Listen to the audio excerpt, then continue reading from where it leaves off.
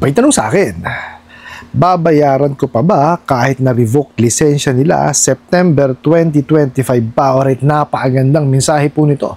Pero bago ho natin sasagutin, imbitahan ko ho muna sana kayo na pakisuportahan po sana ang aking mga social media account sa YouTube, Facebook, and TikTok. Okay, dito po sa video natin, sasagutin natin yung katanungan po ng marami nating mga manonood, no? Kung revoke na ba yung bugok at abusadong online lending apps, dapat pa bang bayaran yung utang sa kanila? So dito po i-explain po natin siya base po, no, ito dun sa kasagutan po ng SEC. Pero bago ho yan, disclaimer po muna, hindi po ako abogado, ako po'y maniningil. Lahat po na sinasabi natin sa ating mga video is based on my experience at syempre po sa ating po pagsasaliksik at pagtatanong sa mga kaibigan po nating abogado. At isa pa po, hindi ko po kinukonsinte ang hindi pagbabayad ng utang dahil ang utang ay responsibilidad at obligasyon na dapat po nating bayaran. Ang hindi po ako pabor ay doon sa maling pamamaraan pa utang at maling pamamaraan ng paniningil. Sagutin po natin yung pinadala niyo pong mensahe. So, ang katanungan nyo nga po is, babayaran ko pa ba kahit na-revoked yung lisensya noong September 2025 pa? Okay, ganito po, no? Ito ho ay ayon sa SEC, no? Kasi kung po yung Ola or any other lending companies po, no, pagka yan is na-revoke, no, yung pong kanilang pautang bago ma-revoke, no, pwede ho nilang singilin yon. Okay, pwede nilang singilin yon kasi bago yon ma-revoke. Okay, bago ma-revoke yung kanilang lisensya, nakapagpautang na sila. So may karapatan ho silang singilin yon. Pero dapat yan, no, sumusunod talaga sila dun sa kautusan po. Or kung ano man po yung mga memorandums at mga batas na nakakasako po sa pagpapautang. Kasi yung kalimitan, no, nangyayari, na-revoke na. Tuloy pa rin po ang mga kalokohan. No, nanghaharas pa rin, mataas pa rin ho ang interest rate. Di po ba? Lahat ho ng kawalang yan, kaya sila na-revoke, ginagawa pa rin nila. Tapos, ang lakas-lakas ng loob, no, na meron daw silang apila. Okay? Pumayag daw po ang SEC na napansamantala silang mag-operate. Pwede ba yun? Na-revoke nga kayo eh. Ganon ba talaga kakikitid ang utak ninyo? Napakaliwanag naman sa binigay sa inyong kautusan. Revoke. Meaning, you need to stop operating. Diba? Pero, yun pong nahiram sa inyo before nung revocation, yes, pwede nyo siyang singilin. Pero sa tamang pamamaraan na po ng paniningil, ha? Kasi kung ang dahilan nitong bugok at abusadong online lending apps na to is yung maling pamamaraan ng paniningil o kung ano man na dapat yan, itama na nila. Okay? Wala namang problema na umapili. Kaya lang, ito ho kasi napakalaking question mark para sa akin eh. No? Na-revoke nga eh. So meaning, wala nang karapatan magpautang. Bakit may apila pa? Diba? Kasi pag sinabing revoke, talagang wala ka na dapat Para sa akin to pagka yan, ni-revoke ang lisensya mo, wala ka na talagang dapat karapatan pang umapila. Diba? Kasi nakailang beses ka ng kumbaga, binigyan ng warning. Hindi mo sinunod. Diba? Kasi hindi ka naman makakarating doon sa pagkaka-revoke ng license kung hindi ka naman bibigyan ng warning yan eh. May mga warnings po yan. Hindi yan basta-basta na i-revoke ka agad. Hindi ho. Now, eto po, pagka yan na-revoke na, no, whatever happens, no, pagka-revoke, yung susunod na mga araw, hindi ho sila po pwede mag-operate kasi nga, revoke na po. Ibig sabihin ng operate na sinasabi ko, hindi sila po pwedeng magpautang. Okay? Pwede silang maningil dun sa mga utang prior the revocation. Pero yan, hindi sila pwedeng magpautang nung na-revoke na sila. Yun po, hindi talagang nyo yun. Kumbaga, ibalik nyo na lang kung yung tawag dito, yung dinisburse sa inyo. Okay? O nasa sa inyo yun. Kasi, bawal na ho silang magpautang nun eh. Tinanggalan na ho sila ng karapatan, tinanggalan na sila ng lisensya. Okay? Wala na ho silang karapatan pang magpautang ng mga panahon na yun.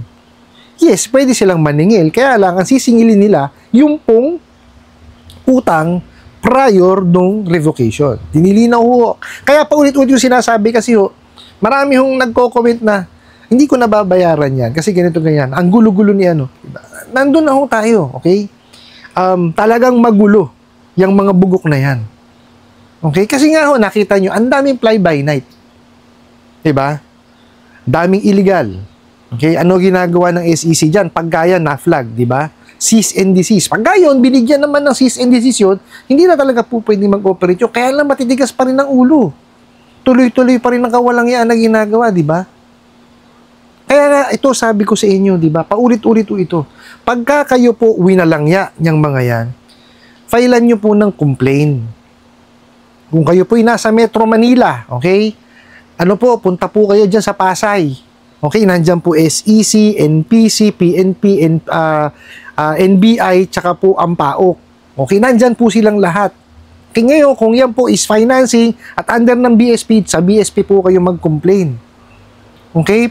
Ano ho, gawan nyo ho ng panahon. Importante ho kasi yan. Kasi, pag hindi nyo talaga ginawa ng panahon yan, kumbaga, hindi nyo pinaglaanan ng oras, wala hong mangyayari. Talagang, patuloy ang kawalang-yaan niya mga yan. Kasi hanggat wala hong nakukulong, walang napaparusahan sa mga yan, patuloy ho yan. Di po ba? Hindi naman ho kasi ganun kadali.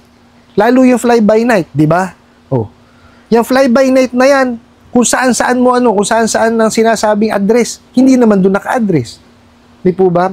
Etong naman na legal na to, na na-revoke, nandyan lang ho yan. Nasa Metro Manila lang naman po yan eh. Di ba?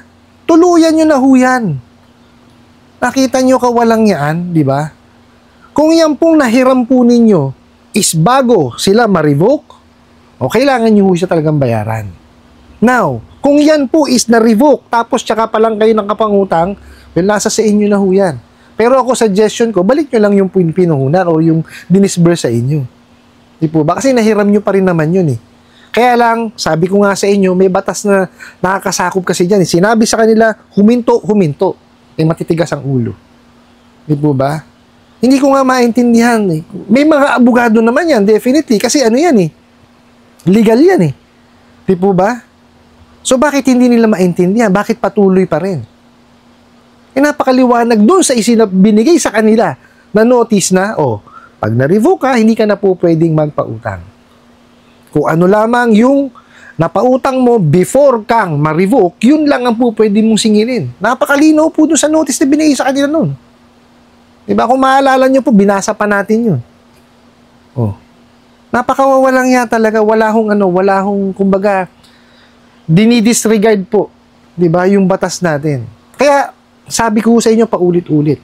Pag meron ho kayo ng walang yan sa inyo, i-complain nyo po. Tapos, yung mga nasa probinsya po, dyan po sa aking description box, sa aking pong YouTube channel, nandyan na po kung yung mga ahensya ng gobyerno, ano po yung email address. Nandyan po lahat.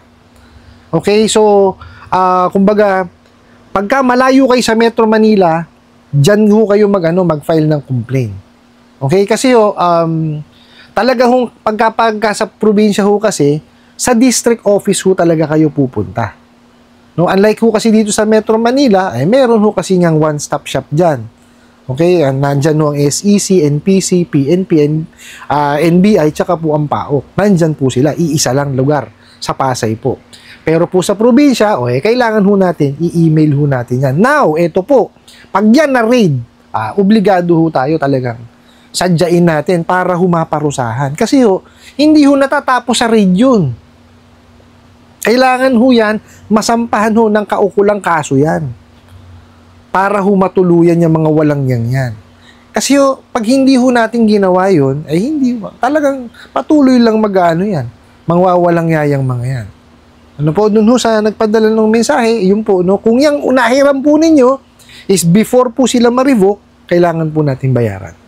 Okay? Ngayon, pag gaya nahiram ninyo, kumbaga, nahiram nyo siya nung na-revoke na, sa akin, ang advice ko sa inyo, is, bayaran nyo na lang kung magkano dinisburse. Ngayon, nasa sa inyo pa rin po yan kung ano yung gusto ninyong gawin. Kasi nga, kung patuloy pa rin yung kawalang-yang ginagawa sa inyo, nasa sa inyo na kung anong gusto ninyong gawin. Ano po? I hope nasagot ko po itong katanungan na to at sana po'y makatulong. Maraming salamat po sa inyong walang sawang pagsuporta at panonood sa aking mga video. Maraming salamat po sa inyong pag-like, pag-share, pag-comment at pagtatanong. And kunin ko na rin po itong opportunity na to na imbitahan po sana kayo na pakisuportahan po sana ang aking mga social media accounts sa YouTube, Facebook, and TikTok. Hanggang sa muli po. Yun lang.